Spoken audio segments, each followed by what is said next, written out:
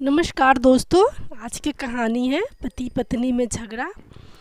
छोटे परिवार के एक पति पत्नी में काफ़ी बड़ा झगड़ा हुआ। यह झगड़ा उन छोटे मोटे झगड़ों से ज़्यादा गंभीर था जो हर पति पत्नी में सामान्यतः होता है, क्योंकि इस झगड़े में एक दूसरे की आलोचना करते करते बात इतनी बिगड़ गई थी कि पति पत्नी एक दूसरे से अब तलाक मांगने तक बातें करने लगे।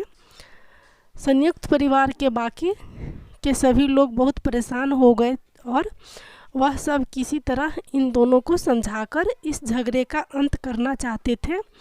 जब सभी के प्रयास काम नहीं आए तो वे लोग पति पत्नी के इस जोड़े को घर के सबसे बुजुर्ग सदस्य यानी दादाजी के पास ले गए। जब दोनों पति पत्नी दादाजी के कमरे में प्रवेश किए तो दादाजी ने उन दोनों को बैठने के लिए कहा और फिर पूछा कि बताओ तुम्हारी समस्या क्या है। दोनों पति पत्नी एक साथ बोल पड़े और एक दूसरे पर आलोचनाओं की झड़ी लगा दी। जितनी कमियां पत्नी अपने पति में गिना रही थी, उससे ज़्यादा कमियां पति भी अपनी पत्नी में गिना रहा था और कई मिनटों तक यह सिलसिला चलता रहा। दादाजी ने भी इन दोनों को नहीं रोका और इनको अपना गुस्सा एक दूसरे पर उतारने दिया। आखिर में जब दोनों एक दूसरे की बुराइयां करके थक गए और शांत हो गए, तब दादाजी ने उन दोनों से कहा, अब दोनों एक दूसरे की कुछ अच्छाइयाँ बताओ। पति पत्नी दोनों ने ही कागज़ और पेन लिया और एक दूसरे से काफ़ी दूर जाकर बैठ गए। थोड़ी देर तक ना पति ने कुछ लिखा ना पत्नी ने। फिर पति ने कागज़ पर कुछ लिखना शुरू किया।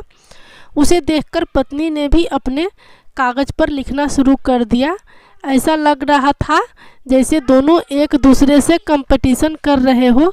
काफ़ी समय तक दोनों ने पेपर में लिखा और जब पेपर लिखावट से भर गया तब दोनों ही अपना अपना कागज़ लेकर दादाजी के पास उन्हें देने के लिए गए। दादाजी ने उन दोनों के ही कागज़ लेने से मना कर दिया और कहा कि अपने अपने कागज़ एक दूसरे को दे दो और अब एक दूसरे के पेपर पढ़ो। पति ने पत्नी को और पत्नी ने पति को अपना कागज़ दे दिया। वे एक दूसरे के कागज़ पढ़ने लगे। थोड़ी देर बाद पति और पत्नी दोनों के ही आंखों में आंसू थे। कागज़ में अपने बारे में लिखी अच्छाइयाँ पढ़कर पत्नी तो फूट फूट कर रोने लगी। पत्नी को रोता देख पति उसे चुप कराने के लिए दौड़ पड़ा और माफ़ी मांगते हुए उसे मनाने लगा। पत्नी ने भी पति की माफ़ी मांगी और माहौल ऐसा हो गया जैसे कभी कोई झगड़ा हुआ ही नहीं था।